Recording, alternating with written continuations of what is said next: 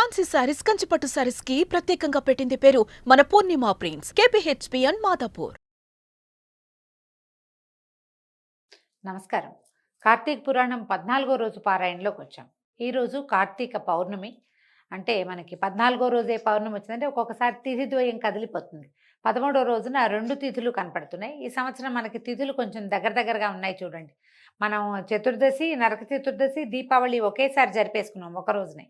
అలాగే నిన్నటి రోజున 2 తిథులు ఉండటం వల్ల ఈరోజు 14వ రోజే కార్తీక పౌర్ణమి పుణ్య దివసం వచ్చేసిందండి. మనం ఈ 15 రోజుల పాటు ఏమీ చేయలేకపోయినా, అంటే ఉపవాసం ఉండలేదు, పొద్దున్నే స్నానం చేయలేకపోయాం, వేళకి దీపం పెట్టలేకపోయాము, ఎవరికైనా దాన ధర్మాధికాలు చేయలేదు, దేవాలయ దర్శనం చేయలేదు, కార్తీక పురాణ శ్రవణం కూడా చేయలేకపోయాము అనుకుందాం. ఈ 15వ రోజునైనా కార్తీక పౌర్ణమి నాడు తెల్లవారుజామునే స్నానం చేయటము, నది వాపిక ఉపతటాకాదులు లేకపోతే ఇంట్లో అయినా వేడి నీళ్ళు కాకుండా బోర్ వాటర్ ప్రిఫర్ చేయండి. కొంచెం వెచ్చగా ఉంటాయి, అంత చలేయకుండా ఉంటుంది. వాటిని స్నానం చేయటం. హరగంగే అని గంగా నదిని తలుచుకుని, గంగే చేమనే చేవ గోదావరి సరస్వతి నర్మదే సింధు కావేరి జలేస్మిన్ సన్నిధిం కురు అని ఇలాంటి ఒక శ్లోకాన్ని, లేదా మహానదుల పేర్లు గంగా, గోదావరి, కావేరి, కృష్ణవేణి, మనకు పేర్లు తెలుసు కదా, తుంగభద్ర, సరయు, అలా ఏవైనా సరే నదుల పేర్లు తలుచుకుని పొద్దున్నే తెల్లవారే స్నానం చేయండి. ఇంట్లో ఒక దీపారాధన చేసుకోండి, భగవత్ సన్నిధిలో చేసి తర్వాత తులసమ్మ దగ్గర కూడా దీపారాధన చేసుకోవచ్చు. కుదిరితే దేవాలయ దర్శనం చేయండి. ఏదైనా దానం చేయండి. ఇందులో మీరు వస్త్రదానం చేయొచ్చు, అన్నదానం చేయొచ్చు, ఫలదానం చేయొచ్చు, ఒట్టిగా తాంబూలం దక్షిణతోటి ఇవ్వచ్చు, ఏదైనా నువ్వుల లడ్డు లాంటివి ఏమైనా ఇవ్వచ్చు. తీయని పదార్థాలు ఏవి ఇచ్చినా తప్పలేదండి. ఏది ఇచ్చినా మంచిది, అన్ని ప్లస్సే మనకి. ఈ దానాధికం ఏదైనా నిర్వహించండి. పగలు ఉపవసించి రాత్రి భోజనం చేయొచ్చు, లేదా పగలే కొద్దిగా భోజనం చేసి రాత్రికి అసలు ఇంకేం తినకుండా, పౌర్ణమి అంటే చంద్రుడు ఆకాశ మధ్యంలో ఉన్నప్పుడు ఇంకా ఆహారం తీసుకోకుండా ఒట్టి ద్రవ పదార్థాలు తీసుకుని ఉపవాసం చేసుకోవచ్చు. తర్వాత ఈ మామూలుగా మనం ఏం చేస్తున్నాం, మొత్తం మన తెలుగునాటంతా కూడా కార్తీక పౌర్ణమి నాడు 365 ఒత్తులు వెలిగించడం. సంవత్సరం అంతా మనం దీపారాధనలు సరిగ్గా చేసినా చెయ్యకపోయినా, ఏదైనా ఇబ్బంది వచ్చినా, నెలసరి వల్ల 4-5 రోజులు మన ఇంట్లో దీపారాధన జరగలేదని అనిపించినా, దేనికైనా సమాధానంగా ఉంటుందని 365 ఒత్తులని ఒకేసారి తులసి సన్నిధిలో కానీ, దేవాలయంలో కానీ, లేదా మన ఇంట్లో దేవతార్చన ఎక్కడ చేసుకుంటామో అక్కడ కానీ ఒక చిన్న ముగ్గేసుకోవటము, తర్వాత దీపారాధనకి ఒక మన మట్టి ప్రమిదలో ఈ 365 ఒత్తుల్ని మధ్యాహ్నమే కొంచెం ఆవు నెయ్యి వేసి తడిపి ఉంచితే సులువుగా వెలుగుతాయండి, చక్కగా ఆహుతవుతాయి, దీపం చక్కగా నిలిచి వెలుగుతుంది. మేము ఈ అవకాశాలను బట్టి చేయండి. నెయ్యి చాలా మంచిది ఆవు నెయ్యితో చేస్తే. కుదరకపోతే కొంచెం ఆవు నెయ్యి వేసుకుని అది మంచి నువ్వుల నూనెలో తోటైనా సరే తడిపి దీపారాధన చేసుకోండి. భార్యాభర్త ఇద్దరికీ చెరుకొకటి అని పెట్టుకునే వాళ్ళు కొంతమంది ఉన్నారండి. వాళ్ళ పద్ధతి ప్రకారం చేసుకోవచ్చు. ఒక 365 ఒత్తులు మన ఇంటికి ఒక దీపం అని అనుకుని చేసుకున్నా తప్పులేదండి, చక్కగా అది కూడా మంచిదే. మేము ఈ అవకాశాలను బట్టి కార్తీక పౌర్ణమి పర్వదినాన్ని సుసంపన్నం చేసుకోండి. పురాణంలోకి వద్దాం. ఇవాళ 14వ రోజు పారాయణలో ఉన్నాము. అనంతరము అంబరీషుడు, అంటే సుదర్శన చక్రతాళ్ వారు వెళ్ళిపోయిన తర్వాత అంబరీషుడు దూర్వాస మహామునికి నమస్కరించి, ఓ మహాముని, నేను బహు పాపాత్ముడను, ఆకలితో ఉండి అన్నానికై ఇంటికి వచ్చిన నిన్ను అలసట పాలు చేసిన మందభాగ్యుడును, అయినా కూడా నా యందు దయతో మరలా నా ఇంటికి అతిథిగా వచ్చావు. దయచేసి నా ఇంట విందారగించి నా ద్వాదశి పారణని పూర్తి చేసి నా సర్వదోషాలను ఉపశమింపచెయ్యి అని పరిపరి విధాలుగా ప్రార్థించాడు. దూర్వాసుడు అంబరీషుడిని తన చేతులతోటి లేవనెత్తి, రాజా, ప్రాణదాతను తండ్రి అంటారు. ఇప్పుడు నువ్వు నా ప్రాణాలని కాపాడడం వల్ల నాకు పితృస్థానీయుడు అయ్యావు, తండ్రిగా భావించాలి. అయితే నిజానికి నేనే నీకు నమస్కరించాలి, కానీ బ్రాహ్మణులను, తాపసిని, నీకన్నా వయోవృద్ధుణ్ణి అయిన కారణంగా నా నమస్కారం నీకు కీడు కలిగిస్తుందే కానీ మేలు చేయదు. అందువల్ల నీకు నమస్కరించట్లేదని ఏమీ అనుకోవద్దు నాయన. నేను నిన్ను చాలా కష్టపెట్టాను, అయినా నువ్వు నాకు ప్రాణభిక్ష పెట్టావు.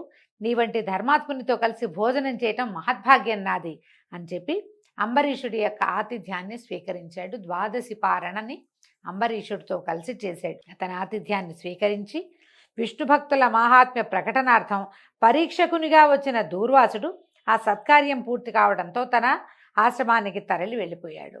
విష్ణు భక్తి కలిగిన వాడికి ఎలాంటి భగవత్ సాక్షాత్కారం లభిస్తుందో ఈ కథ వల్ల ప్రజలకి తెలియజేయటం కోసమే దూర్వాస మహాముని ఇతని అంబరీషుడి యొక్క ధర్మనిష్ట ఎలా ఉందో పరీక్షించి లోకానికి తెలియజేయటం కోసం దేవతల పనుపునే వచ్చాడని కూడా ఒక కథనం కనపడుతుందండి. పరీక్ష ముగిసింది, భోజనం చేసి ఆయన వెళ్ళిపోయాడు.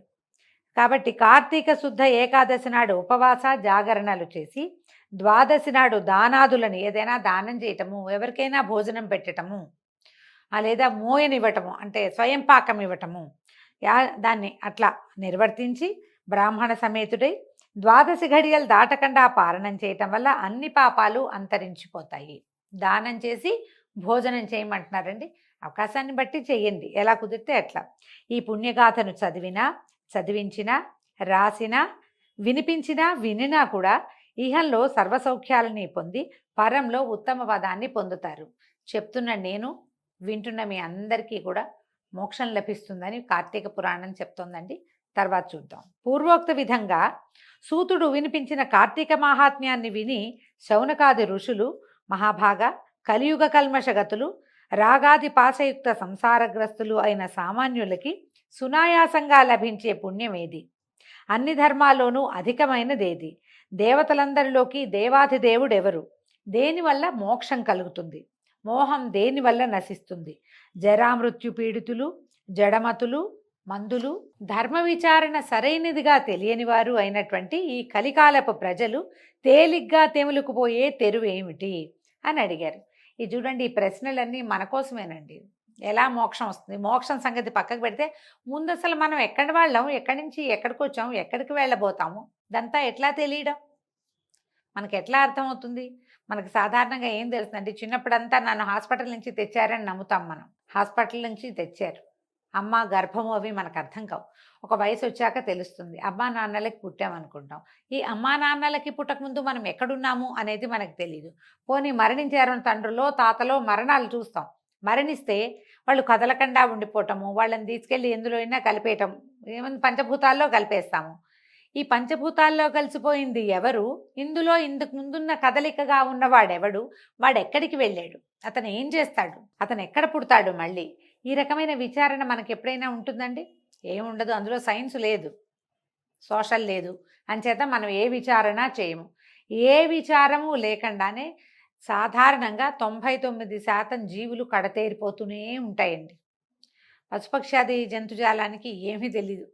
వాటి జీవితం ఎలా ఉన్నాయో ఋతువుల ప్రకారం అవి ఏం చేయాలో అవి చేసి వాటి ప్రకారం వెళ్ళిపోతాయి. మనుషులకు ఋతువులు లేవు, బాగా విచారణ ఉంటుంది, ఎంతో కొంత, బాగా కాబట్టి కొంత ఉంటుంది కదా.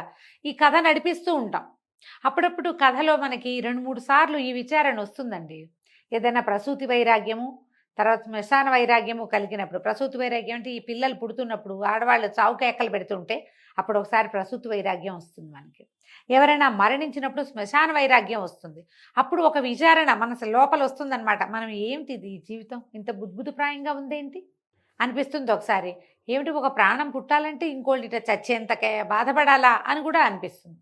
కానీ ఆ క్షణం గడిచాక, సంతానం కలిగాక, పిల్లలకు శిశువును చూశాక ఈ ప్రసూతి వ్యవహారాన్ని తల్లులు మర్చిపోతారు, ఆ విని బాధపడి విచారించిన వాళ్ళు మర్చిపోతాం. శ్మశాన వైరాగ్యం తెల్లవారేసరికల్లా అన్ని పనులు వచ్చేస్తాయి, అన్ని రకాల పనులు. సమాధానాలు చెప్పాలి, వాళ్ళకి వీళ్ళకి చెప్పాలి, వచ్చిన వాళ్ళకి సమాధానం చెప్పాలి, ఇల్లు వాకిలు చూడాలి, కర్మకాండలో ఏమిటో అవన్నీ నడిపించాలి. విచారిస్తూ కూర్చుంటామంటే విషయం నడవదు కదా. ఇక విచారణ లేదు, తాత్కాలిక వైరాగ్యాలు మాత్రమే వస్తాయి.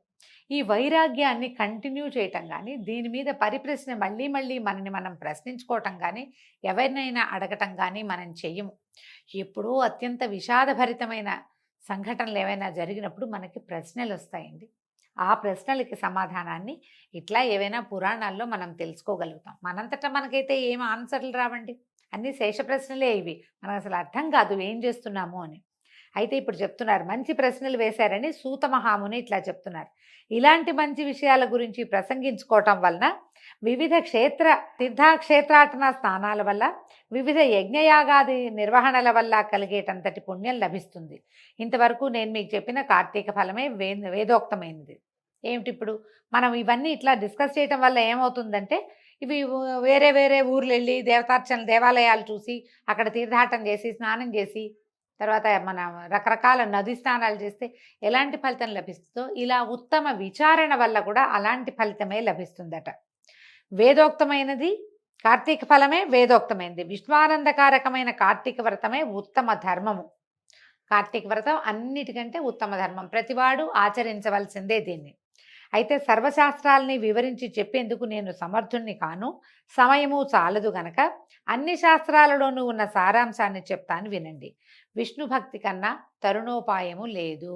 ఈయన విష్ణు భక్తి గురించి చెప్తున్నాడండి. శివభక్తి కంటే కూడా తరుణోపాయం లేదు అనేది కూడా మనం ఇంకొక చోట ఇదే పురాణంలో వింటాం. దైవ భక్తిని మించిన తరుణోపాయం లేదు, అది ఏ దైవమైనా సరే. అయితే ఈ దైవగాథల్ని వినేవాళ్ళు విగత పాపులై నరకదూరులై ఉంటారు. హరిహరుల ప్రీతి కోసము స్నాన దాన జప పూజ దీపారాధనాదులు చేసే వాళ్ళకి పాపాలన్నీ వాటికవే పటాపంచలైపోతాయి. అందుకని మనం ఏం చెప్తా అంటే రోజు నిత్య దీపారాధన చేస్తారు, చాలామంది చేస్తాం. ఒకవేళ నిత్య దీపారాధన కుదరదు, చెయ్యరు. కార్తీకంలో ప్రత్యేకంగా దానము, దీపము, స్నానము ఇవే కదా విధులు కదా. కాబట్టి కనీసం ఈ కార్తీకంలో అయినా దీపారాధన చేసుకోవటం, ఇంట్లో కుదరకపోతే దేవాలయంలో దీపారాధన చేయి. దేవాలయానికి వెళ్ళలేకపోతే ఇంట్లో వాకిట్లోనో, తులసి దగ్గర, వీధి వాకిలి గుమ్మంలోనో, ఎలాగో దేవతార్చన దగ్గర చేస్తాం. ఇలా చేయటం వల్ల ఏమవుతుందంటే ఈ సంవత్సరం అంతా చేయలేకపోయిన దాని సమస్య తీరి మనకి ఫలవంతం అవుతుంది మనం చేసినది. ఇంకా అక్కడి నుంచి స్నానం మనం నిత్యం చేసేదే, రోజు స్నానం చేస్తాం కదా. ఈ రోజు స్నానం చేయలేని దేశాల వాళ్ళది కథలు మనకు తెలియవు, అసలు మన పురాణాల్లో అవి లేనే లేవు. అందరూ స్నానం చేయాల్సిందే. ఎవడైతే స్నానం చేయడో వాడు మ్లేచ్ఛుడు, వేదవాక్యుడు అని చెప్తారు. నిత్యము స్నానం చేయాలి. ఈ నిత్యం చేసే స్నానాన్ని ఏదో 8కో 9కో 10, 11కో కాకుండా ప్రాతకాలానికి ముందే గనక స్నానం చేసి, స్నానం చేశాక నువ్వు అలవాటుగా చేసేటువంటి దీపారాధనని తెల్లవారుజామునే సూర్యోదయాత్ పూర్వమే కనుక చేసేస్తే ఈ ఒక్క నెల రోజులు చెయ్యి, నువ్వు ఈ సంసార సాగరాన్ని దాటగలుగుతావు, సులువుగా ఈ కథని నడపగలుగుతావు. ఇది పనిచేస్తుంది. ఇది ఈ ధర్మం ఇలా నడుస్తుంది. రేపొద్దున ఫర్దర్గా ఇంకా సమస్యలు రాకుండా, జీవితం అంటేనే సమస్యలమయం కదా, ఇన్ని కెరటాలు రాకుండా ఏదో తేలికపాటి పిల్ల కెరటాల మధ్య ఉయ్యాలలుగుతూ జీవితం ముందుకెళ్ళిపోతుంది. అయితే సూర్యుడు తులారాశి యందుండే నెల రోజులు కూడా విడవకుండా కార్తీక వ్రతం ఆచరించే వాళ్ళు జీవన్ముక్తులవుతారు. కార్తీక వ్రతాన్ని చేయని వాళ్ళు కుల మత వయో లింగభేదరహితంగా అంధతామిశ్రం అనేటువంటి నరకాన్ని పొందుతారు. నరకాన్ని పొందుతామో పొందమో అది వేరే సంగతి అండి. పురాణంలో మాత్రం క్లియర్గా ఖచ్చితంగా మీరు ఇది తెలిసి, ఇది కార్తీక మాసం అని తెలిసి కూడా మీరు మాంసాహారం భోజనం చేస్తే నరకం తప్పదు. ఉల్లిపాయ తినకూడదు ఈ 4 పర్వదినాల్లో అయినా తిన్నాము, నరకం తప్పదు. స్నానం చేయాలని తెలుసు, లేచాం పొద్దున్నే ఏ ఫోనో చూసుకుంటూ కూర్చున్నాం, నరకం తప్పదు. అట్లా అన్నమాట. చేయవలసిన విధిని తెలిసి కూడా మానేస్తే తప్పకుండా నరకం వస్తుంది. తెలిసి ఎంతో కొంత చేయగలిగితే కొంచెం అందులోంచి బయటపడతామన్నమాట. కార్తీకంలో నదీ స్నానం చేసేవాళ్ళు, అందున కావేరీ నదీ స్నానం చేసిన వాళ్ళు దేవతలతో కీర్తించబడతారు, విష్ణులోకాన్ని చేరతారు. మనం గంగా, గోదావరి, కృష్ణ, ఎక్కడ తుంగభద్ర ఎక్కడైనా నదీ స్నానం చేయొచ్చండి. కావేరిలో చేసిన వాళ్ళు విష్ణు లోకాలకు చేరతారు. మిగిలిన నదుల్లో చేసిన వాళ్ళు కూడా తప్పకుండా పునర్జన్మరహితమైనటువంటి స్వర్గద్వారాలను చేరతారట. తర్వాత విష్ణువార్చన, కార్తీకంలో స్నానం చేసి విష్ణువార్చన చేసిన వాడు వైకుంఠాన్ని పొందుతాడు. కార్తీకంలో స్నానం చేసి లింగార్చన చేసిన వాడు శివసాయుజ్యాన్ని పొందుతాడు. ఈ వ్రతాచరణ చేయని వాళ్ళు 1000 సార్లు చండాలపు జన్మల పాలవుతారు. ఇది క్లియర్. అంటే చేయాల్సిందేనని బలవంతం కోసం చెప్పబడిన వాక్యాలండి ఇవి. సర్వశ్రేష్టము, హరిహర ప్రీతిదాయకము, పుణ్యకరము అయిన ఈ వ్రతాచరణము దుష్టులకు లభించదు. సూర్యుడు తులారాశిలో ఉండగా కార్తీక స్నాన దాన జప పూజాదులు చేసేవాళ్ళు సర్వదుఃఖ విముక్తులై మోక్షాన్ని పొందుతారు. దీపదానము, కంచుపాత్ర దానము, దీపారాధనము, ధన ఫల ధాన్య గృహాది దానాలు అమిత పుణ్య ఫలప్రదాలు. కార్తీక 30 రోజులు కార్తీక మహాత్మ్యాన్ని వినినా, పారాయణ చేసినా, వినిపించినా కూడా సకల పాపాలు నశించిపోతాయి, సంపత్తులు సంభవిస్తాయి, పుణ్యాత్ములు అవుతారు. ఇన్ని మాటలు ఎందుకు? హరిహరులకు ప్రీతిపాత్రమైన కార్తీక వ్రతాచరణ వల్ల ఇహపర సుఖాలు 2 కూడా కలుగుతాయి. దీంతో 14వ రోజు పారాయణ పూర్తయిందండి. రేపు ఉదయం 15వ రోజు మళ్ళీ కలుసుకుందాం. నమస్కారం.